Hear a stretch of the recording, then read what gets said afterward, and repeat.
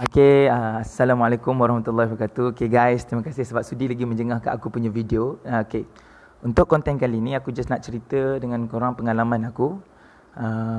Salah seorang yang bertugas di badan uniform lah. So pengalaman aku yang bertugas semasa PKP, sebelum PKP dan juga sewaktu Ramadan dan waktu Syawal.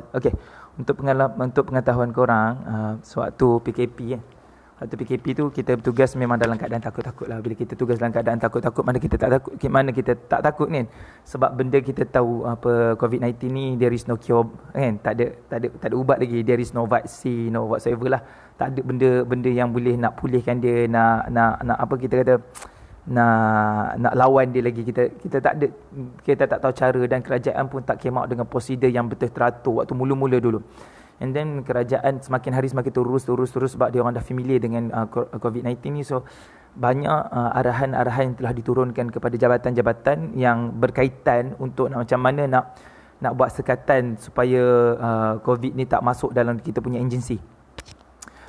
So kita orang selamatlah sampai sekarang lah, thanks kepada kita punya KKM yang menasihati agensi-agensi yang tertentu tu lah kan.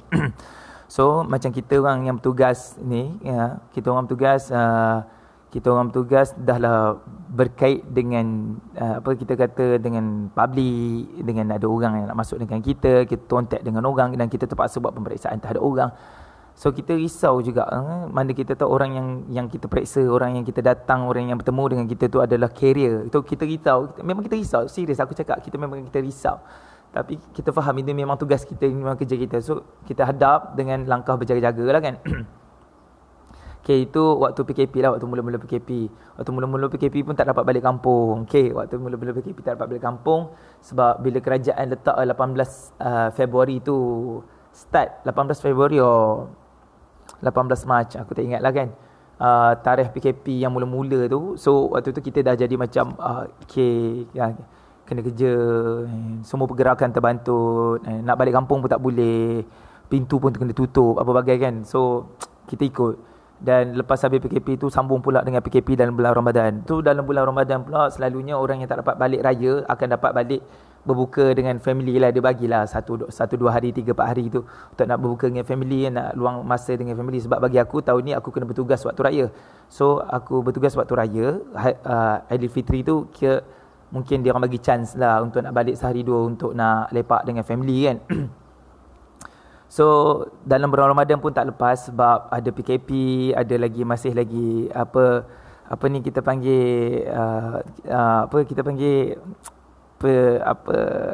PKP tu masih lagi ketat lah. Waktu tu memang tak ada pergerakan rentas negeri dan rentas daerah. Pergerakan pun limit daripada masa tertentu. So waktu PKP pun sekali pun tak pernah jumpa mak, sekali pun tak pernah jumpa bapa, tak pernah tarawih sekali dengan mak, tak pernah tarawih dengan bapa, tak pernah tarawih, tak berbuka puasa sekali.